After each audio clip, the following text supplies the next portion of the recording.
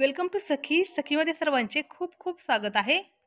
कडकडीत उन्हाळा म्हटलं की काहीतरी थंड प्यावंसं वाटतंच आणि ते एक दिवस प्यावंसं असं वाटत नाही, तर रोजच वाटतं की काहीतरी थंड मिळावं, जे पौष्टिकही असावं आणि बनवायलाही सोपं असावं. आणि त्याहीपेक्षा महत्त्वाचं म्हणजे आपल्याला ते रोज परवडणारं असावं. रोज-रोज तर आपण बाहेर जाऊन कुठले पदार्थ घेऊ शकत नाही, कारण ते खूप महाग मिळतात. आपल्या खिशाला ते परवडते असे नाही.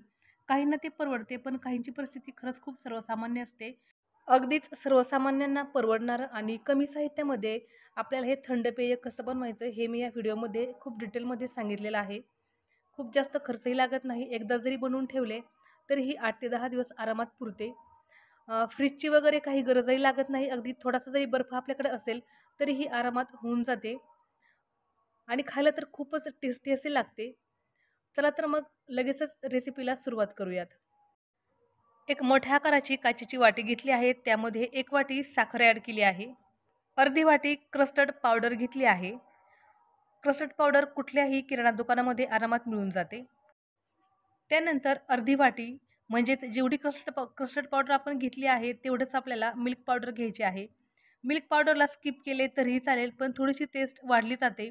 म्हणून मी 5-5 रुपयाचे किंवा 10-10 रुपयाचे 2 पॅक यामध्ये ॲड केले आहेत. 1 चमचाभर खसखस ॲड केली आहे.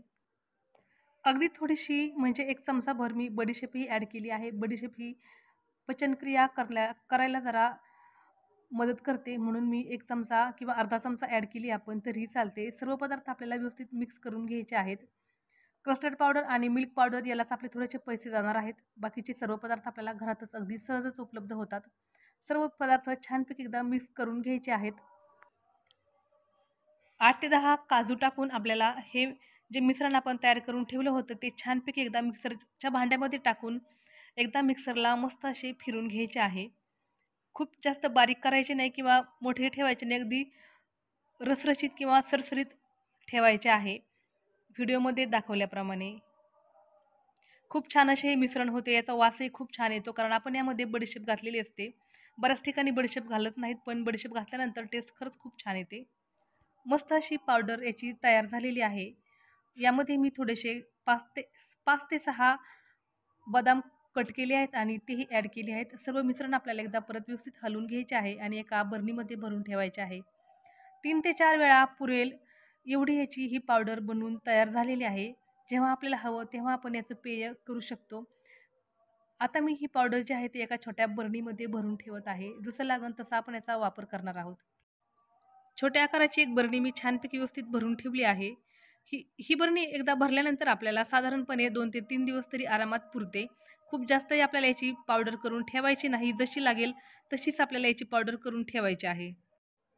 एका पातेल्यामध्ये मी अर्धा कप दूध घेतले आहे. दुधामध्ये 3 चमचे एवढी आपल्याला ही पावडर घालायची आहे आणि व्यवस्थित एकदा हलवून घ्यायचे आहे. दुधाचे पातेले गॅसवर ठेवण्याच्या अगोदरच आपल्याला ही प्रोसेस कंप्लीट करायची आहे. छानपैकी एकदा व्यवस्थित मिक्स करून घेतले की मग आपल्याला बाकीचे जे शिल्लक राहिलेले दूध आहे ते यामध्ये घालायचे आहे. जेवढे ग्लास आपल्याला बनवायचे आहेत तेवढे यामध्ये आपल्याला दूध घालायचे आहे. मी या ठिकाणी 2 ग्लास एवढे दूध नंतर ॲड केले आहे, कारण मला 2च ग्लास हे पेय बनवायचं आहे. जेवढं आपल्याला दूध ॲड करायचं आहे तेवढं दूध आपण ॲड करायचं आहे. एका ग्लाससाठी 2 चमचे असे आपल्याला याचे प्रमाण ठेवायचे आहे. व्यवस्थित एकदा सर्व मिक्स करून झाले की मग आपल्याला हे पातेलं गॅसवरती मांडायचं आहे. गॅसची फ्लेम मी मिडियम ठेवलेली आहे आणि मिडियम फ्लेमवरती आपल्याला याला 3 ते 4 मिनिट छानपैकी एक उकळी काढून थोडंसं शिजवून घ्यायचं आहे. म्हणजे यामध्ये जी क्रस्टर्ड पावडर आपण टाकलेली आहे ती खूप छानपैकी शिजली जाते. त्याचा आपल्याला नंतर वास असा येत नाही. जेव्हा हे पातेले वर असते तेव्हाच क्रस्टर्ड पावडरचा वास येणे जेव्हा बंद होईल, तेव्हा आपल्याला गॅसची फ्लेम जी आहे ती बंद करायची आहे आणि हे मिश्रण छानपैकी थंड होऊ द्यायचं आहे. जेव्हा हे मिश्रण पूर्णपणे थंड होईल तेव्हाच याचा आपल्याला वापर करायचा आहे. पण हे मिश्रण थंड होण्यासाठी खूप जास्त असा वेळ लागत नाही. अगदी आपला स्वयंपाक होईपर्यंतही हे मिश्रण थंड होते. मध्ये-मध्ये याला फक्त एकदा हलवायचे आहे आणि जेव्हा आपल्याला हे सर्व्ह करायचे आहे तेव्हा यामध्ये थोडासा बर्फ टाकायचा आहे आणि लगेचच आपल्याला हे सर्व्ह करायचे आहे. आईस्क्रीम वगैरे बनवण्यासाठी प्रॉपर आपल्याला फ्रीजची गरज लागतेच, पण हे पेय बनवण्यासाठी फ्रीज असावेच असे काही नाही. आपण बर्फ कुठूनही आणला आणि त्यामध्ये थोडासा टाकला तरी चालतो किंवा शेजाऱ्यांकडेही बर्फ उपलब्ध असतो, तो टाकला तरी चालतो.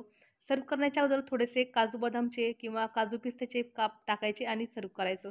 हेही अगदी ऑप्शनल आहे, नसेल तर स्किप केले तरी चालते. हा सरबत मुलांना खूप खूप आवडतो आणि खूप टेस्टी लागतो. अगदी 15 ते 20 मिनिटामध्ये बनून तयार होतो आणि आपल्याला बजेट फ्रेंडली असा हा असतो. म्हणून आपल्याला ते परवडतंही आणि त्याचं खूप जास्त असं टेन्शनही येत नाही.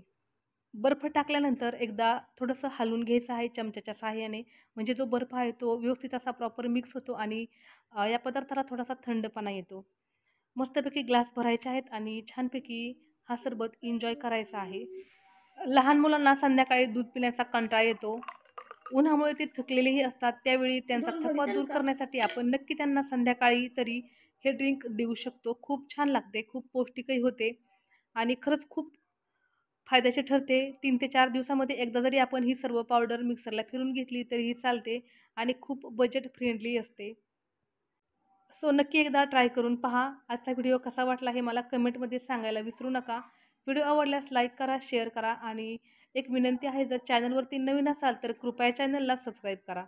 चला तर मग परत भेटूया अशाच एखाद्या नवीन व्हिडिओमध्ये. व्हिडिओ अगदी शेवटपर्यंत पाहिल्याबद्दल सर्वांना खूप खूप धन्यवाद.